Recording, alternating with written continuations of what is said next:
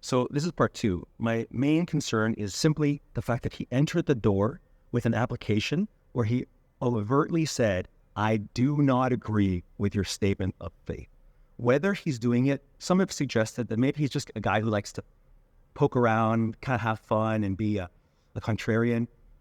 That's hilarious, like over a coffee, but that's not cool when you're applying for the pastor of a church.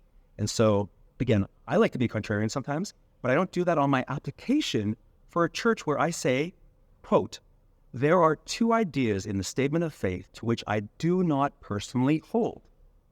Okay, that actually disqualifies him from being a member of the church, let alone being the teacher of our church.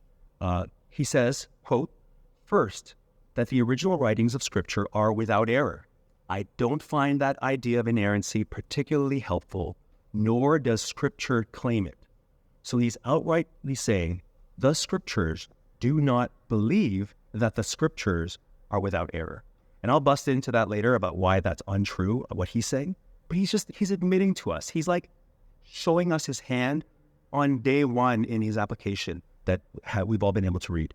So I don't even know why we're jumping down this hole of folly and even creating potential divisiveness among us by inviting a man who says, I don't believe. Point number one, that Scripture is without error. Point number two, he writes, quote, the second idea to which I do not personally hold is eternal conscious torment or punishment. By the way, if you haven't checked out the Statement of Faith recently, you should read it.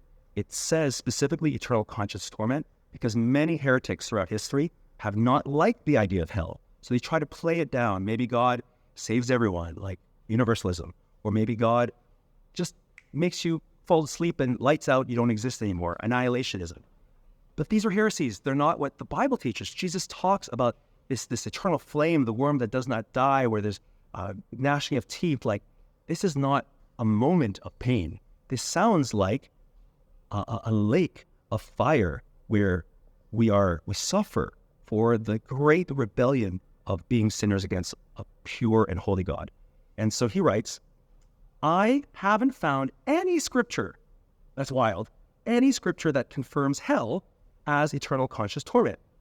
I've presently landed probably something closer to annihilationism. For me, that is most consistent and admittedly ambiguous and unclear descriptions of judgment in Scripture, and most consistent with God is love. So what he's saying is that God is love, and that would be inconsistent with God would condemn people to eternal suffering. But then what's strange is that throughout the Bible, we see passages about eternal suffering. In Revelation, it says that some will drink the wine of God's wrath, poured full strength into the cup of his anger, and he will be tormented with fire and sulfur in the presence of the holy angels and the Lamb. The smoke of their torment goes up. How long? Forever and ever.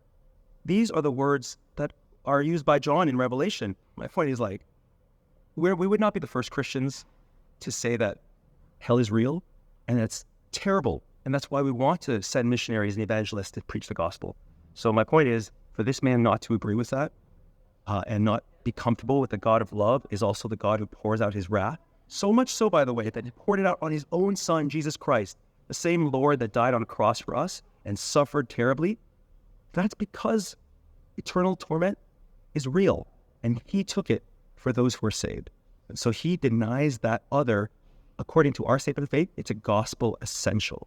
So those are two major issues with Pastor Nick.